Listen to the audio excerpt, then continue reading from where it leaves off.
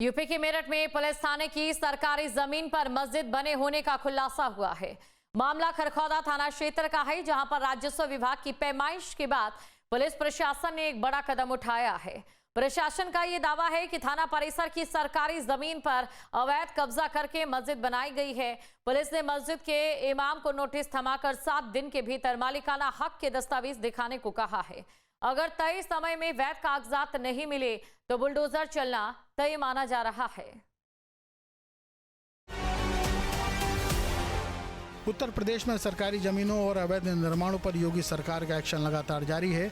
अब ताजा मामला मेरठ के खरखौदा का है, जहां थाने की जमीन पर बनी मस्जिद को लेकर हड़कंप मच गया है। दरअसल थाना परिसर में पुलिसकर्मियों के लिए सरकारी आवासीय भवनों का निर्माण प्रस्तावित है। इसी निर्माण से पहले राजस्व विभाग की टीम से थाने की जमीन का सीमांकन यानी पैमाइश कराई गई थी। हमारी मौजूदगी उत्तर प्रदेश के मेरठ के खरखौदा थाने में है। मैं उसी परिसर में मौजूद हूं। सबसे पहले हम दिखाएंगे वो ग्लो साइन बोर्ड जो बताता है कि इस थाने का नाम क्या है, जिस पर लिखा है थाना खरखौदा। अब मैं आपको उस तरफ लेकर चलता हूं जिस मस्जिद के बारे में चर्चाएं की जा रही हैं। देखिए, मैं अपने वीडियो जर्नलिस्ट से कहूंगा कि वो जरा गुंबद पहले दर्शकों को दिखाएं। यह वही गुंबद है, ये उस मस्जिद का गुंबद है जिस मस्जिद के बारे में बताया जा रहा है कि वो 300 वर्ग मीटर में बनी हुई है। अगर इसके खसरा संख्या की बात करें तो इसका खसरा संख्या 1217 है और 6450 वर्ग मीटर की ये सारी जगह बताई जा रही है। मेरठ के एसपी देहात अभिजीत कुमार ने अपना बयान जारी करते हुए इस जमीन का और इस खसरा संख्या का जिक्र किया। उन्होंने अपने बयान में यह भी बताया कि अगर दूसरे पक्ष के पास जो मस्जिद में रहने वाला इमाम है, अगर उसके पास किसी प्रकार के दस्तावेज मौजूद हैं तो उन्हें 7 दिन की मोहलत दी गई है। दावा किया जा रहा है कि यह मस्जिद इस थाना परिसर की जो जमीन है उसमें बनाई गई है। राजस्व विभाग की इस आधिकारिक रिपोर्ट ने सबको चौंका दिया। पैमाइश के दौरान सरकारी कागजों में दर्ज खसरा संख्या 1217 की कुल 1.6450 हेक्टेयर भूमि थाना खरखौदा के नाम पर दर्ज पाई गई। रिपोर्ट में साफ हुआ कि थाने की इसी सरकारी जमीन के पिछले हिस्से पर सालों से एक मस्जिद खड़ी है। रिपोर्ट मिलते ही मेरठ पुलिस तुरंत एक्शन मोड में आ गई। मेरठ पुलिस द्वारा थाना और चौकी के जो डॉक्यूमेंट्स हैं उनको वेरीफाई करने के क्रम में थाना खरखौदा की पैमाइश कराई गई थी, जिसमें यह ज्ञात हुआ कि खसरा संख्या 1217 जो है थाना खरखौदा के नाम पर आवंटित है, जिसका क्षेत्रफल 0.6450 हेक्टेयर है।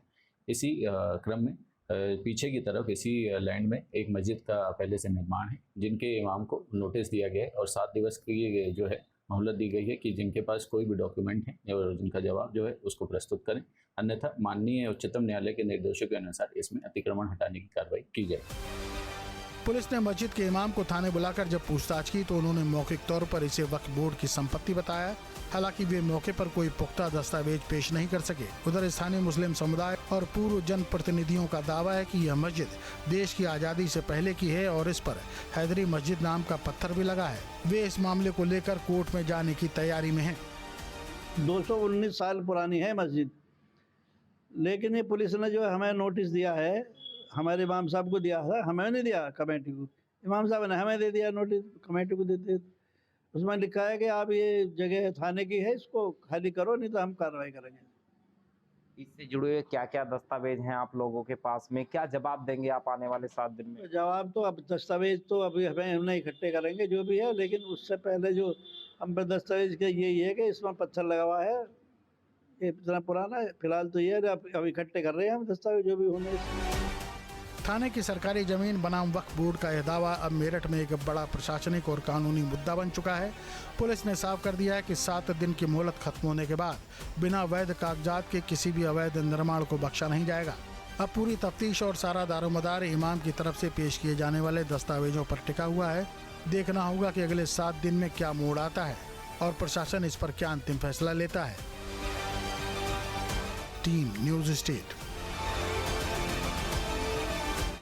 आपके मोबाइल पर तुरंत आएगी ब्रेकिंग न्यूज। स्क्रीन पर सबसे पहले दिखेगी बड़ी खबर। देश दुनिया की हर खबर एक जगह। अब आपके मोबाइल पर तुरंत फटाफट इंस्टॉल कीजिए न्यूज नेशन ऐप और रखिए खुद को अपडेट।